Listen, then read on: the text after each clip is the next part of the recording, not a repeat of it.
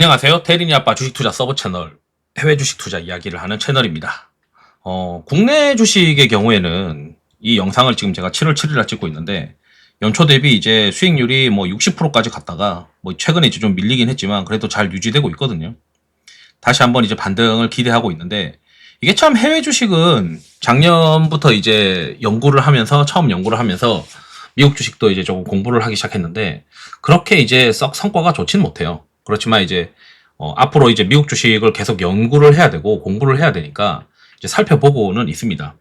최근에 이제 신경을 좀 많이 못 썼어요. 국내 주식이 너무 이제 뜨거웠기 때문에 국내 주식 위주로 많이 보다가 그래도 굵직굵직한 변화에 대해서는 한 번씩 이제 베팅을 해야 되는데 뭐 그런 이야기를 조금 준비하면서 제가 봤을 때는 로빈후드를 지금 이제 좀 사놔야 되겠다 이런 생각을 좀 하고 있습니다. 전반적인 얘기들 같이 하면서 이야기하도록 하겠습니다.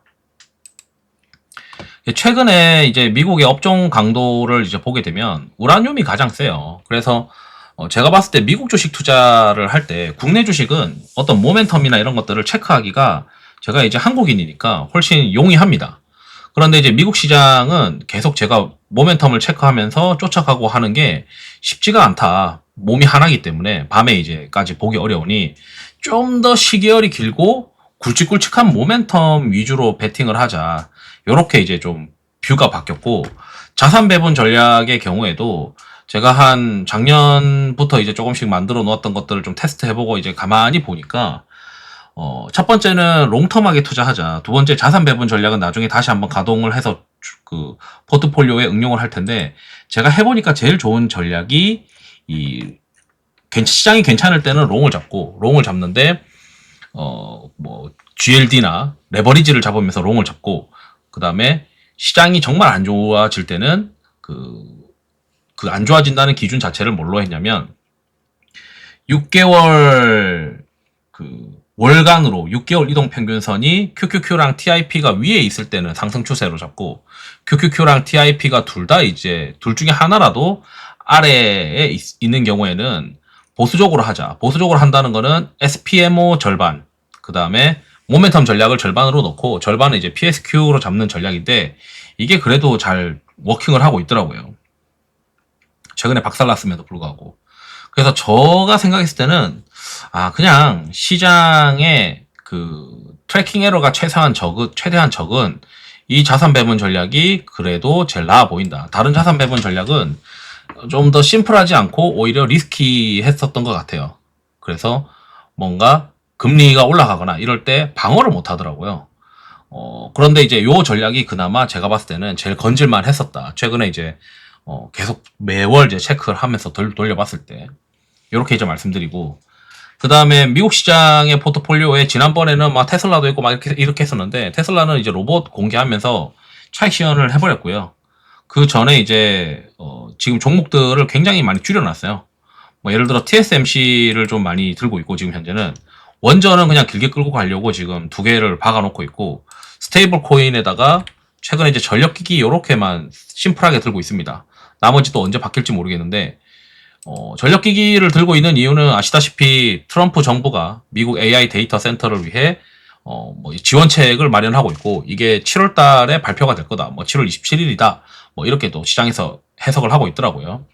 그래서 요런 이제 모멘텀이 있으니까 이 7월 23일 날 AI 액션 데이가 나오니까 요때부터 또 뭔가 원전의 어떤 행정명령처럼 이렇게 제가 봤을 때는 새로운 어떤 트렌드를 또 형성할 수 있지 않겠냐.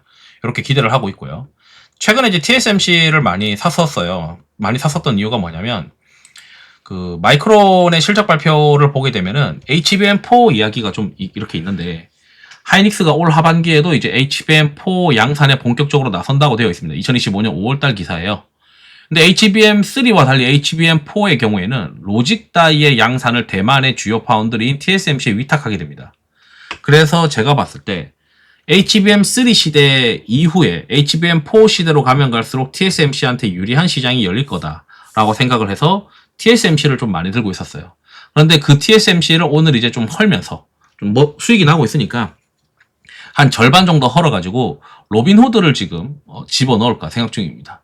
그래서 로빈후드를 집어넣으려고 이제 하는 생각은 이제 차트 추세가 우상향하고 있다는 건 당연한 얘기고 제가 생각했을 때 이건데 최근에 이제 그 빅 뷰티풀 법안이 이제 통과가 되면서 이 법안 통과가 시작이 되면 결국 시장에서 기대하고 있는 거는 뭔가 봤더니 미국의 금융 주식들이 참 많이 올라요.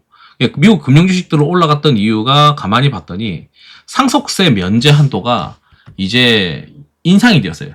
면제 한도가.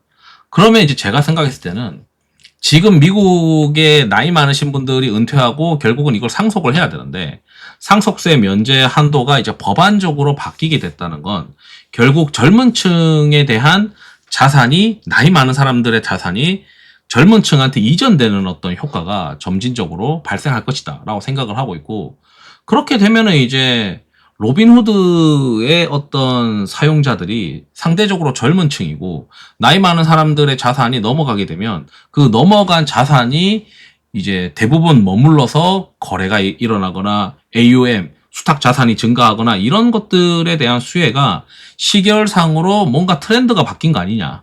그게 이제 로빈후드가 좀 탄력적으로 움직일 수 있는 어떤 시장이 될 수도 있겠다. 이런 생각이 들었고 특히 이제 지금 로빈후드 사용자가 이제 경제 활동을 열심히 하는 그 사용자들이 점차 증가하고 있다라고 이제 생각을 하게 되었어요. 그러면 지금 이제 금융 주식 중에서 로빈후드는 한번 들고서 계속 한번 끌고 가볼 수 있는 한 몇 년 정도 끌고 가볼 수 있는 어차피 다음번 정권이 바뀌어가지고 이 상속세에 대해서 손을 대지 않는다면 지금 이제 트럼프 행정부 시대에 계속 로빈후드가 뭔가 수혜로서 또 끌고 갈 수 있는 어떤 로직이 있지 않을까?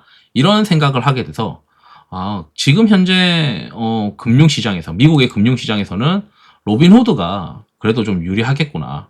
이렇게 이제 생각이 들어서 TSMC 한 절반 하고 로빈후드 한번 넣어보자. 이렇게 이제 생각을 하고 있습니다. 이상으로 영상을 마치도록 하겠습니다. 투자에 도움이 되시길 바랍니다. 감사합니다.